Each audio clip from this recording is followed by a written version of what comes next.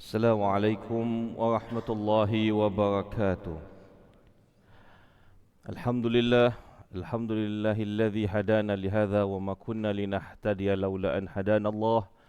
Asyhadu an la ilaha illallah wahdahu la syarikalah wa asyhadu anna Muhammadan abduhu wa rasuluh. Amma ba'd.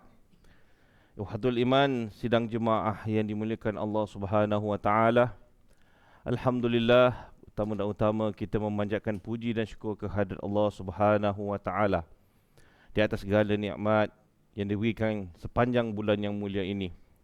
Mudah-mudahan keberadaan kita di bulan yang mulia ini yang tidak lama lagi meninggalkan kita dapat memberikan kesan yang mendalam dalam kehidupan kita sebagai hamba-Nya. Amin ya rabbal alamin.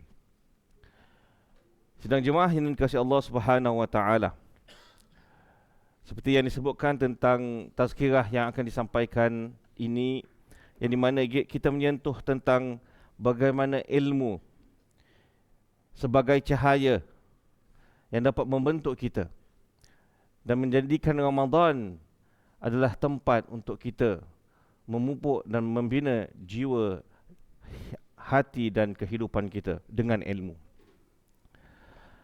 Kerana kalau kita lihat Ramadan, yang kita ketahui kewajipan untuk berpuasa menuntut kita untuk menahan lapar dan dahaga. Tetapi pada masa yang sama juga kita harus sedar bahawasanya bulan Ramadan adalah bulan Al-Quran, dan Al-Quran adalah sumber utama yang paling agung bagi ilmu kita. Maka itu bulan Ramadan seharusnya menjadi bulan yang dapat menerangi hati kita. Dan ia diterangi dengan apa? Diterangi dengan ilmu yang kita perolehi sepanjang bulan yang mulia ini. Kerana apa? Kerana tanpa ilmu, ibadah kita yang kita lakukan dengan penuh kesungguhan menjadi kosong. Tetapi jika dengan ilmu, ibadah kita insya-Allah akan hidup dan lagi menghidupkan kita. Ikhwatul iman yang dikasihi Allah Subhanahu wa taala. Maka itu kalau kita lihat bagaimana Al-Quran yang menjadi sumber ilmu merupakan cahaya kepada umat Islam, yang di mana dalam sebuah ayat dalam surah Al-An'am ayat ke-122 Allah berfirman, "Awaman kana maitan fa ahyaynahu wa ja'alna lahu nuran yamshi bihi fin nas." Adakah orang yang mati hatinya, lalu kami hidupkan dia dan kami jadikan baginya cahaya yang dia berjalan dengannya dalam kalangan manusia. Ayat ini menceritakan bagaimana umat manusia yang di mana pada awalnya mereka kufur, kemudian diberikan petunjuk dan mereka beriman, dan dengan itu diberikan cahaya. Dan cahaya yang dimaksudkan sini tidak lain dan tidak bukan adalah cahaya iman dan ilmu, yang di mana dengan iman disertai dengan ilmu, itu akan menjadi hati kita hidup, amalan kita menjadi tepat, dan kehidupan kita lalui dengan penuh kejelasan. Tetapi jika tiada iman dan ilmu, hati menjadi gelap, ya, amalan terus terpesong dan hidup penuh dengan kekeliruan. Ikhwatul iman yang dikasihi Allah Subhanahu wa taala. Maka dalam kita melayari bulan Ramadan ini,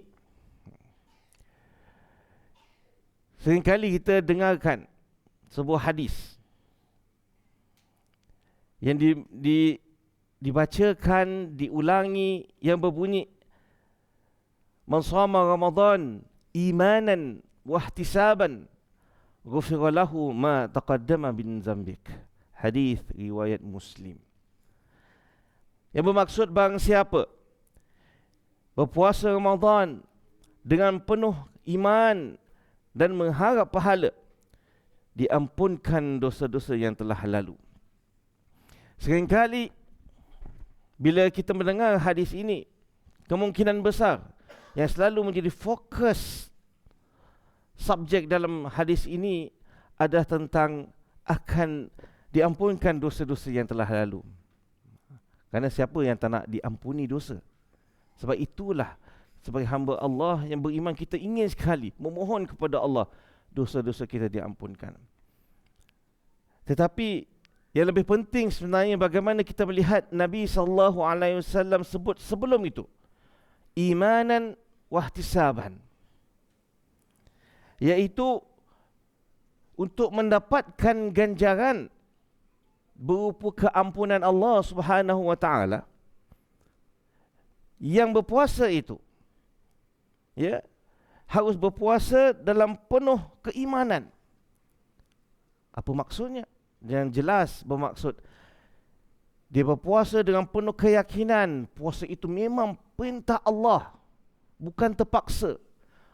Ya, disuruh ataupun dia lihat orang lain puasa, dia pun puasa. Kemudian dia mengetahui bagaimana pelaksanaan puasa itu dilakukan.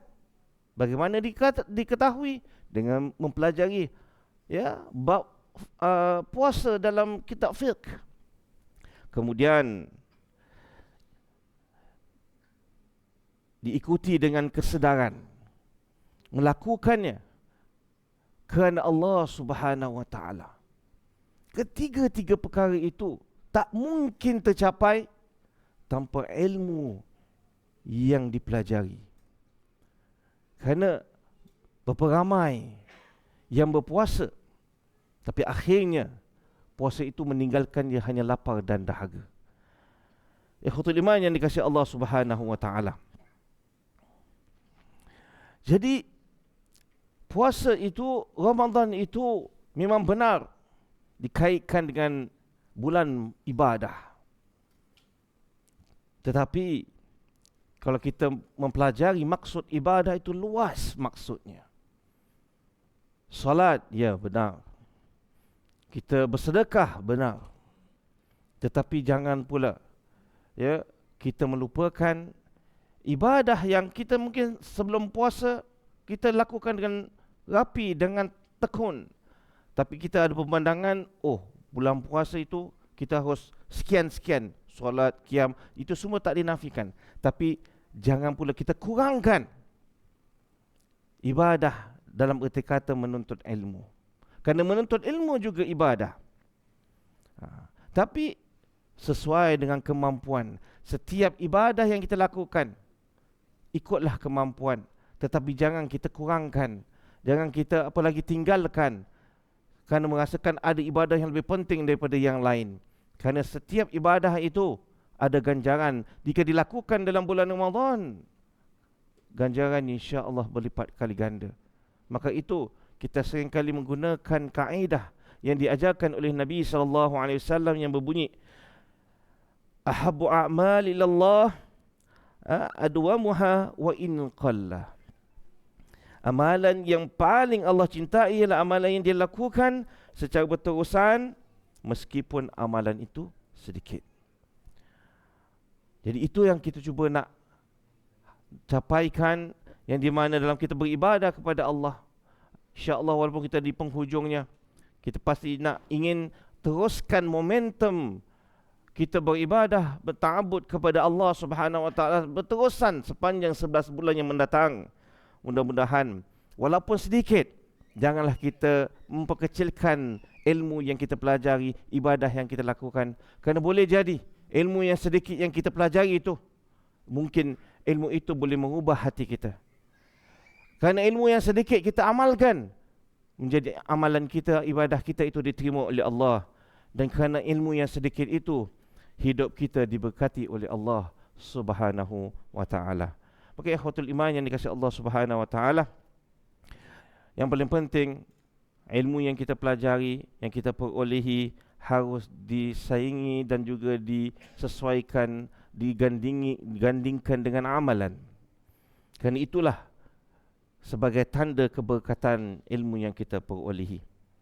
Kerana ilmu akhirnya datangnya daripada Al-Quran dan hadis Nabi SAW, dia akan menjadi cahaya bagi hati kita, menjadi petunjuk dalam kehidupan kita, dan insya-Allah menjadi saham akhirat kita nanti. Amin ya rabbal alamin. Maka itu ikhwatul iman yang kasih Allah Subhanahu wa taala, semoga kita dikurniakan ilmu-ilmu yang akan menjadi cahaya dalam hati kita dan kehidupan kita. Amin ya rabbal alamin. Aqulu qawli hadha wa astaghfirullahi wa lakum. Wassalamu alaikum warahmatullahi wabarakatuh.